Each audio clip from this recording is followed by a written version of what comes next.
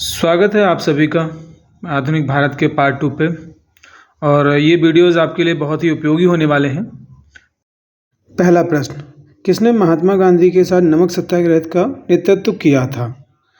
Option A Annie Besant, option B M Sarabhai, option C Sarojini Naidu, option D Kalpana Dutta. तो इसका सही answer है सरोजनी नायडू, ऑप्शन सी। ठीक है, और ये आपको पता होगा नमक सत्याग्रह जो है इसमें दांडी मार्च निकाला गया था।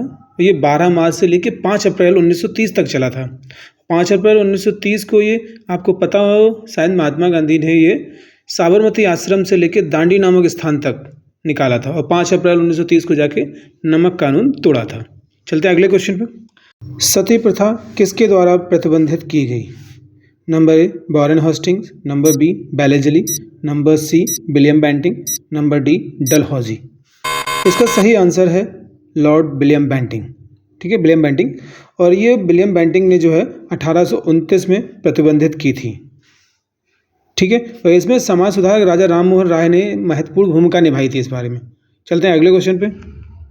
भारत में पहली बार ट्रेन का संचालन किस वर्ष हुआ? Option A 1878, option B 1853, option C 1875, option D 1880।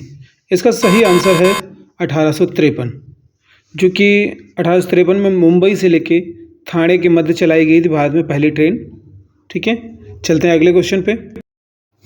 Home rule आंदोलन किसके द्वारा प्रारंभ किया गया था? Option A Mahatma Gandhi, option B Bal Gangadhar Tilak, option C Jawaharlal Nehru, option D Rajendra Prasad. इसका सही आंसर है बाल गंगाधर तिलक। बाल गंगाधर तिलक द्वारा 1916 में पूना में 1916 में प्रारंभ किया गया था। और दूसरा होम रूल आंदोलन जो है मद्रास में अड़यार जगह एनी बेसेंट द्वारा चलाया गया था 1916 में। ठीक है, चलते हैं अगले प्रश्न। भारत में प्रत्यक्ष ब्रिटिश शासन कब प्रारंभ हुआ? ऑप्शन ए प्लासी के युद्ध के बाद, ऑप्शन बी पानीपत के युद्ध के बाद, ऑप्शन सी मैसूर युद्ध के बाद, ऑप्शन डी सिपाही विद्रोह के बाद। आपको पता है सही आंसर इसका डी सिपाही विद्रोह के बाद। जो 1857 की क्रांति हुई थी, विद्रोह सिपाहियों द्वारा किया गया था। इसके बाद क्या हुआ, ब्रिटिश संसद में एक 1858 अधिनियम पारित किया गया है, जिसके द्वारा कंपनी का शासन समाप्त कर दिया गया और भारत में सीधा शासन किसके हाथों चला गया? क्राउन के हाथों में चला गया। और वहाँ से वायसराय नामक एक पद का सृजन हुआ।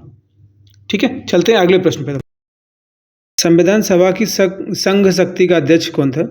Option A Vallabh Bhai Patel, option D B doctor Bhimrao Ambedkar, option C Jawaharlal Nehru, option D Alladi Krishna Swami Iyer.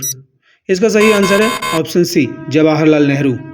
ठीक है, जो जवाहरलाल नेहरू थे वो संविधान सभा की संघ शक्ति समिति के अध्यक्ष थे और डॉक्टर भीमराव अम्बेडकर प्रारूप समिति के अध्यक्ष थे और अल्लादी कृष्ण स्वामी अय्यर जो है प्रारूप समिति के सदस्य थे। हंटर आयोग की स्थापना का क्या कारण था? Option A Bardoli Satyagraha, option B Khilafat आंदोलन, ऑप्शन सी चोरी चोरा घटना, ऑप्शन डी जलियांवाला बाग हत्याकांड। इसका सही आंसर है ऑप्शन डी जलियांवाला बाग हत्याकांड। जो हंटर आयोग का गठन किया गया था, जो जलियांवाला बाग में नरसंहार हुआ था, जिसमें जनरल डायर ने निर्दोष लोगों पर गोलियां चलवाई थी 13 अप्रैल 1919 में सभा के दौरान। तो उसी के लिए, उसकी जांच के लिए हंटर आयोग का गठन किया गया था। और हंटर आयोग इसका नाम इसलिए पड़ा था क्योंकि डब्ल्यू हंटर इसकी अध्यक्षता कर रहे थे।